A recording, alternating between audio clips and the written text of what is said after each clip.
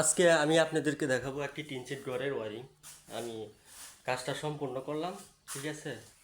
সেক্ষেত্রে আপনাদের মাঝে শেয়ার করতেছি, আপনাদেরকে দেখাবো।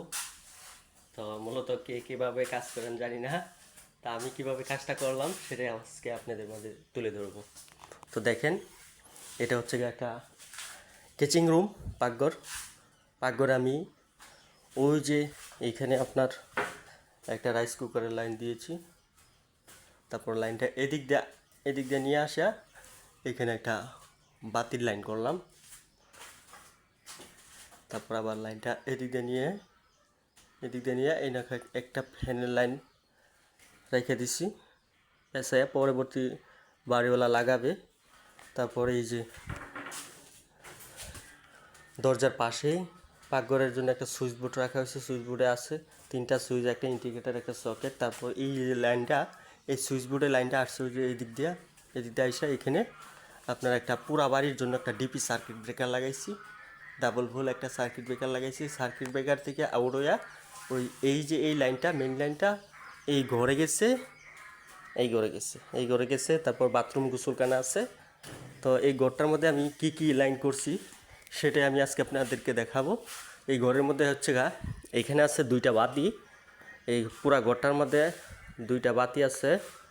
2টা বাতি এখানে অ্যাডজাস্ট করে লাগাইছি। তারপরে এখানে একটা ফ্যানের লাইন করা হয়েছে, রং করা হয়েছে। তো যার কারণে আমার পাইপের ওয়ারিংটা ভালোভাবে বোঝা যাচ্ছে না আর কি। তারপরে হচ্ছে এখানে এই রুমের দরজার পাশেই আমি সুইচ বোর্ডটা বসাইছি, ঠিক আছে। সুইচ বোর্ডটার পাশেই একটা 6 পিন পাওয়ার সকেট ফ্রিজের জন্য রাখছি। টিন শেড ঘর তো, কোথাও বাচ্চা পোলাপানের জন্য ওই বাড়িওয়ালারা এই সুইচ বোর্ডের পাশেই রাখতে বলছে, সেজন্য পাশেই রাখছি। তারপর আবার আরেকটা বাতি রয়ে গেছে এখানে, এই রুমটার মধ্যে 3টা বাতি দেওয়া হয়েছে সর্বমোট। এই যে এখানে একটা বাতি পয়েন্ট করা হয়েছে। তারপর এই যে পাশে একটা ফ্যানের লাইন রাখা হয়েছে, ঠিক আছে।